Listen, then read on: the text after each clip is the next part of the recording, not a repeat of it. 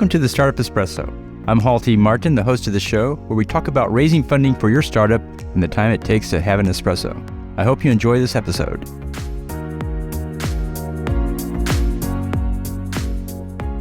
Hello, this is Halty Martin with the Startup Funding Espresso, your daily shot of startup funding and investing. Employees joining a startup will often receive equity as part of the compensation package. Investors know that only 1 out of 10 startups will generate an outsized return. The rest turn in a modest return or fail outright. Employees should consider these factors in evaluating equity compensation. What is the exit strategy for the firm, and is it a reasonable plan? Many businesses never reach an exit but turn into lifestyle businesses instead. How much ownership do you have? Divide your shares by the total number of shares outstanding to find out. Are you receiving incentive shares or restricted shares? The strike price shows the value you must pay to receive the shares and compare it to the current valuation. Understand the tax implications of each. How long is the vesting period? The most common vesting is 4 years with a 1-year cliff.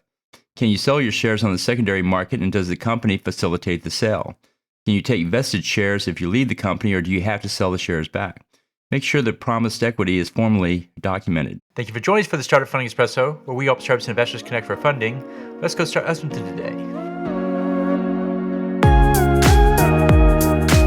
Halty Martin is the director of Investor Connect, which is a 501c3 nonprofit dedicated to the education of investors for early stage funding.